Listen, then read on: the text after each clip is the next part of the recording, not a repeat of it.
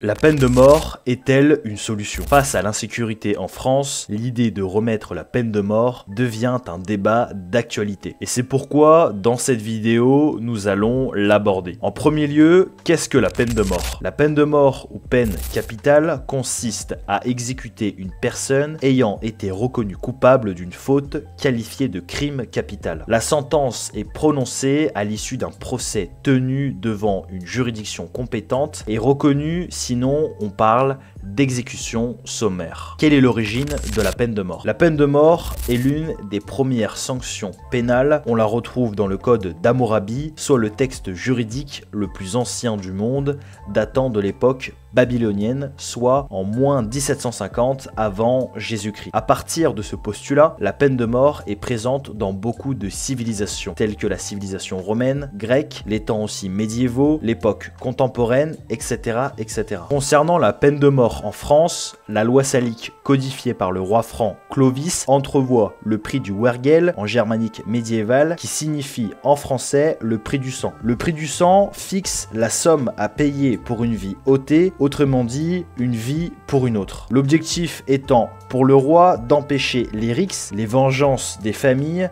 afin de garantir la paix au sein du royaume et d'éviter que la populace s'entretue et se fasse justice soi-même. Cependant, à l'époque des Lumières, les grands penseurs commencent à mettre en doute l'utilité de la peine de mort. Montesquieu insiste sur la proportionnalité des peines. César Beccaria, philosophe italien, affirmait que la peine de mort était inadaptée et inefficace. Et à contrario, à la même époque, nous avons des auteurs comme Denis Diderot qui pensaient, je cite, que le malfaisant est un homme qu'il faut détruire et non punir. Thomas Hobbes, créateur du Léviathan, expliquait que le contrat social, qui est un code pour que les humains puissent faire société sans s'entretuer. Donc Thomas Hobbes disait que le contrat social existe pour assurer l'ordre, c'est pourquoi le criminel menace la société et en réponse, la société a le droit et la possibilité de se protéger en condamnant à mort le coupable. L'application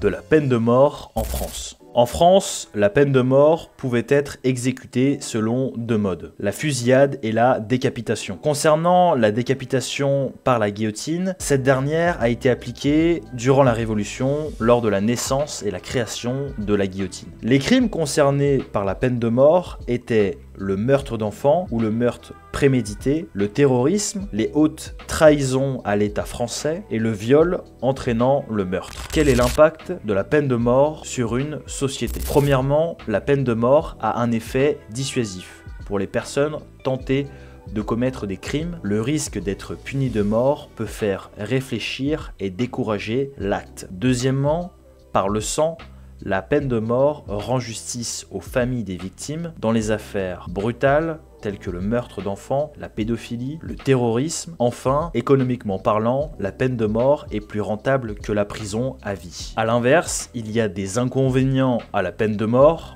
notamment le risque d'erreur judiciaire, l'inefficacité en termes de dissuasion, car les personnes ne réfléchissent pas forcément à la peine de mort lorsqu'ils commettent un crime. Enfin, ce qui à l'heure actuelle empêche la France de remettre la peine de mort sont les principes des droits de l'homme, notamment sur le fait que la peine de mort violerait les droits humains, notamment la dignité humaine. C'est pour ces motifs que le ministre de la Justice, Robert Badinter, a décidé en 1981 d'abolir la peine de mort. La dernière exécution en France par la guillotine a eu lieu le 10 septembre 1977 à Marseille concernant Hamida Jan Doubi qui avait été condamnée pour acte de barbarie, assassinat et viol de son ex-compagne et séquestration et viol sur mineur. Aujourd'hui, 40 ans après l'abolition de la peine de mort, la France est-elle plus sûre en matière de sécurité, comme l'avaient prédit certains penseurs? Pour parler chiffres, le taux d'homicide est passé de 0,7% en 1950 à 1,34% en 2023 pour 100 000 habitants en France, selon la Commission de l'ONU contre le crime. Autre donnée, selon la direction de la police judiciaire, le taux de criminalité en France était de 14% en 1949, puis en 2012, il est passé à 54%. Je n'ai pas d'autres données supplémentaires à vous soumettre. N'hésitez pas à me mettre dans les commentaires si vous avez d'autres suggestions.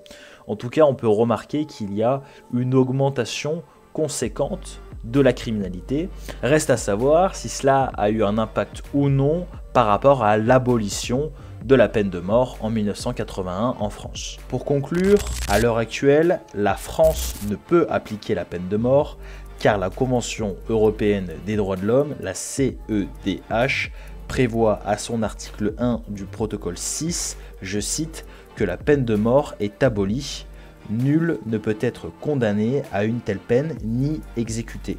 C'est-à-dire que tous les signataires de la CEDH, dont la France à l'heure actuelle, ne peut appliquer au sein de son territoire la peine de mort. Sinon, elle dérogerait à la Convention. Dès lors, l'idée du retour de la peine de mort en France n'est que utopie. Si cette dernière ne sort pas de cette convention, ce qui le cas échéant impliquerait des conséquences sur ses relations avec les différents pays partie de la CEDH et même certains pays membres de l'Union européenne, car la Convention européenne des droits de l'homme et l'Union européenne est fortement liée, même si c'est deux organismes distincts, je tiens à le rappeler. Mais cependant, les citoyens peuvent quand même y réfléchir à la peine de mort, car face à l'insécurité grandissante en France, notamment les différents meurtres, le terrorisme, les Français souhaitent que justice soit faite. Et quand on voit que les peines appliquées pour des viols, des meurtres, des actes de pédophilie restent très peu punies par la justice française, c'est-à-dire moins de 10 ans de prison, du sursis, des remises de peine pour bonne conduite, où on peut même parler de l'état des prisons qui ressemble plus à un club med qu'autre chose. C'est d'ailleurs un sujet que je pourrais aborder lors d'une prochaine vidéo. Et puis on peut se demander la plus-value